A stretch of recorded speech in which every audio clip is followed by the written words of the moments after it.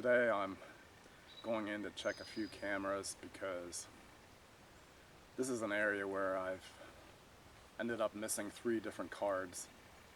So definitely want to check them before somebody else gets to them. So I'm out here today. Today is the first bearable day we've had as far as temperatures go. It's been in the 90s with 100% humidity for the past week. And today is the first somewhat cooler day. I do expect it to get even cooler. And to be honest with you, this is probably one of the coolest summers we've had here in Pennsylvania, because there haven't been that many days when the temperature went over 90 degrees. I remember years past when all of July and August it would just be over 90 degrees most of the time, and with high humidity, and it's just miserable. So I'm of the camp that I believe we're actually going through a cooling phase here on planet Earth. I really do. And one nice thing about this summer in 23 is we are getting ample rain here. We are getting sufficient amount of rain for the forest to grow big acorns. In fact, I just walked over a couple of small white oaks.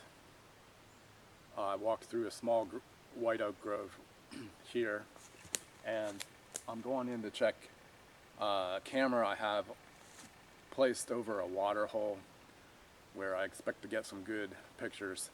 I suspect they'll be mostly at night, but hopefully the SD card will reveal the truth.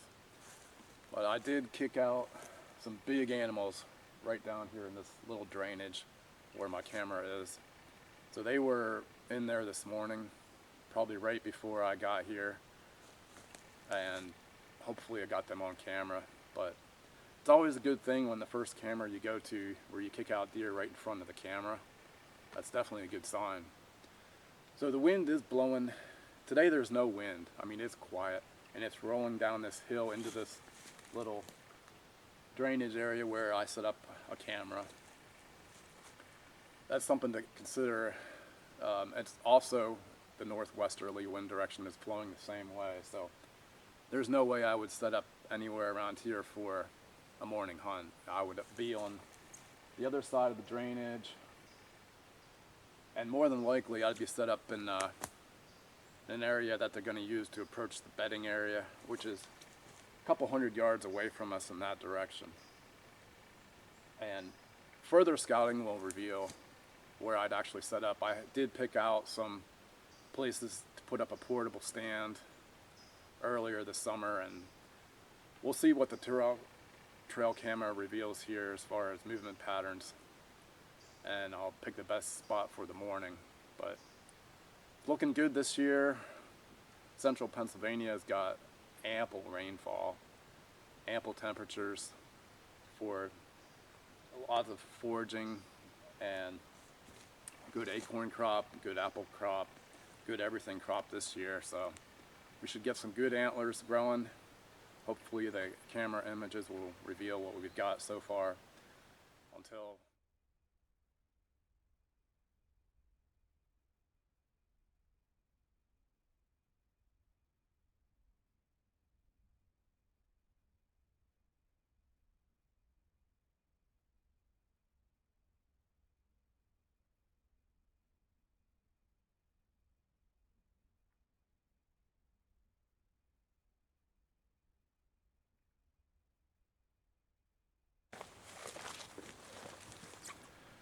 right here we have a ditch crossing where the deer are crossing the ditch perpendicular here. I'm standing right on the trail. Sometimes good fortune comes my way. Recently, this tree right here came down. I can see the stump roots right there in one of these storms that we had. And what it did is it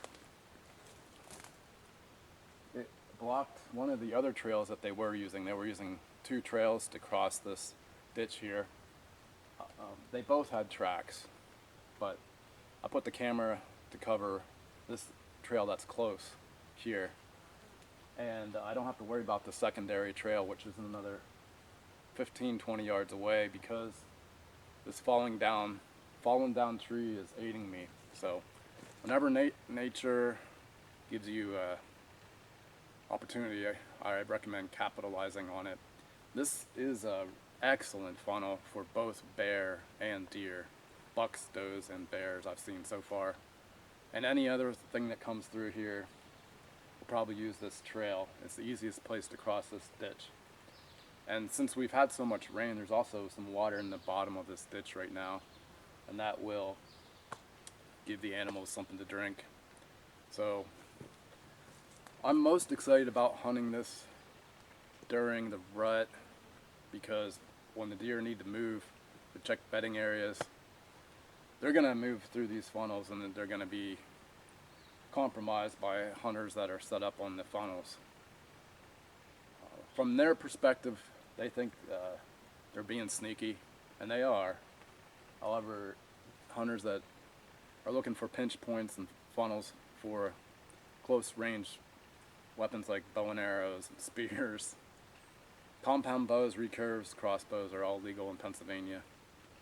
These are the kind of areas that you really want to tune into, especially if you hunt with a recurve where you're probably looking for a shot of 10 yards or less. So the strategy that seems to be popular nowadays is getting up only 8 to 10 feet, 8, 10, 12 max during the early season especially, and getting a nice close range shot at whitetails as they're going about their business. I think that's a great strategy. The Wenslows talk about that a lot, where it's just getting your feet off the ground so that when the deer look, they don't see a predator there. If they see you against a tree and you're not moving, they're gonna think you're just part of the tree. So keep that in mind. You don't have to carry a whole heck of a lot of equipment around then. 3 sticks should be definitely enough, and even 2 sticks would probably be sufficient to get up with your portable tree stand, or if you're into the saddle business. I will say, as a recurve hunter, predominantly, I don't like the saddles at all. I don't feel comfortable in them at all. That's just me personally.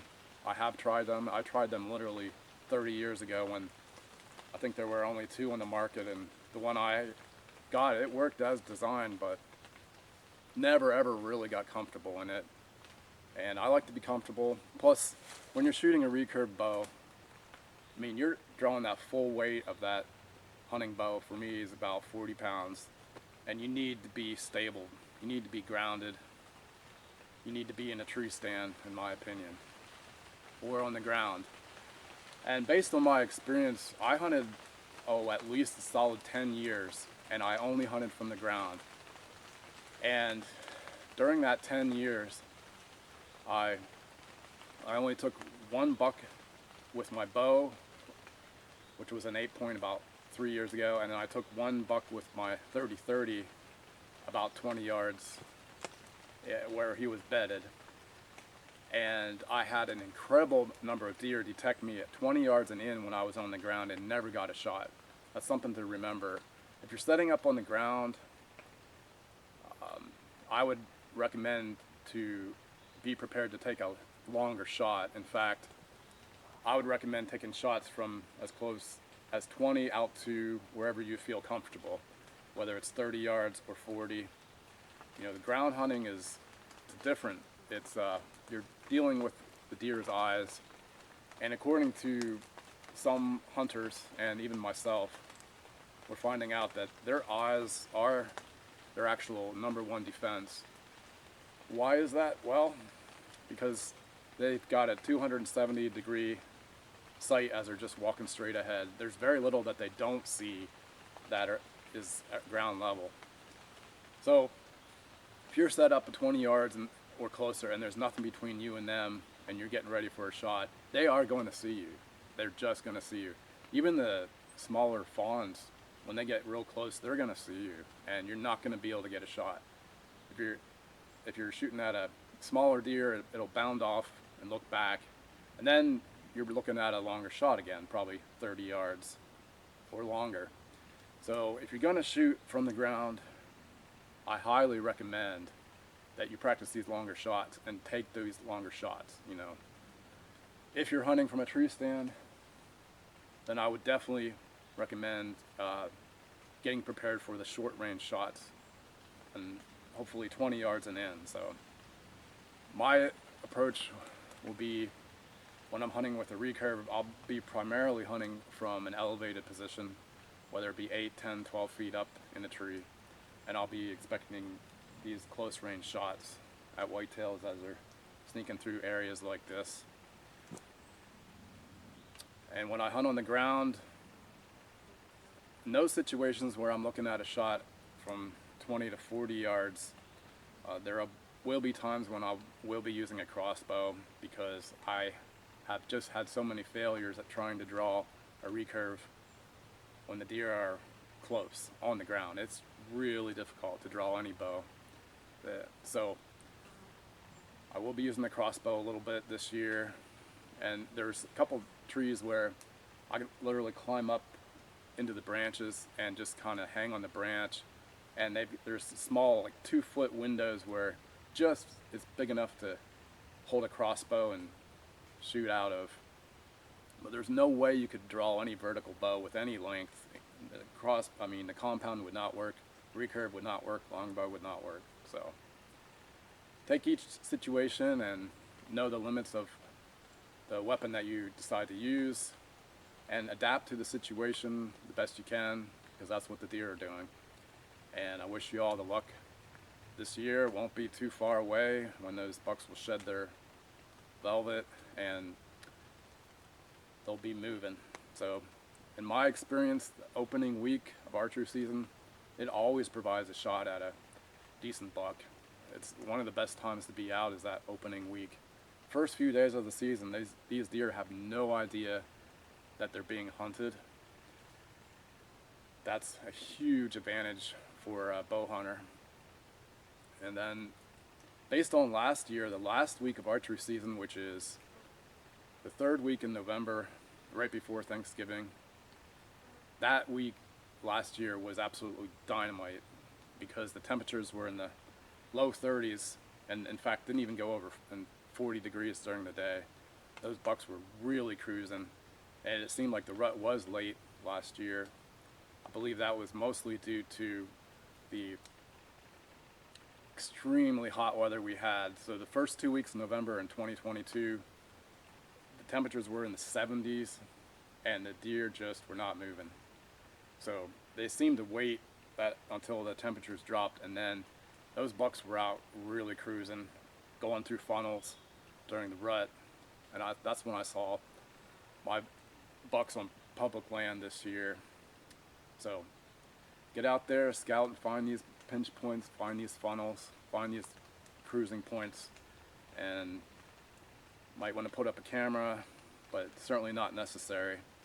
And pick your tree so you know where you're gonna climb into.